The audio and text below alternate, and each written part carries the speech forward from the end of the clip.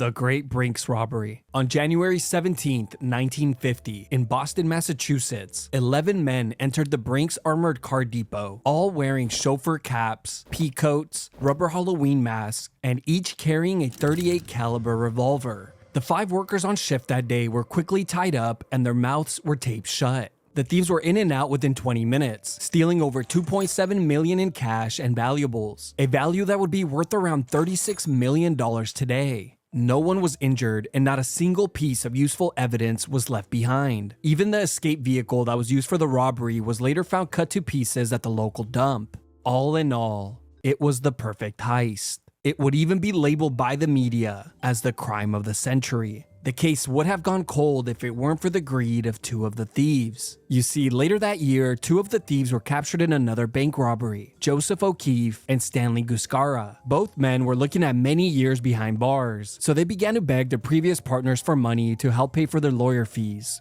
But they were rejected and were sentenced to jail. After serving his time, O'Keefe was released, only to be arrested once again. And just like before, he requested money from his previous partners, this time claiming that he didn't get his fair share in the Brinks robbery. But again, he was rejected. So O'Keefe threatened to testify against his previous partners unless he got some money. Soon after his threats, O'Keefe was shot multiple times by a hired hitman, but barely survived. While recovering in the hospital, FBI agents approached him, making a deal to testify against the men that tried to kill him. O'Keefe testified in court, explaining in great detail on how they managed to pull off the Brinks robbery, and all of his previous partners were sentenced to life in prison. Now, the crazy part is that if this trial had taken place just 5 days later, it would have reached the statute of limitations, and all the men would have gotten away with the perfect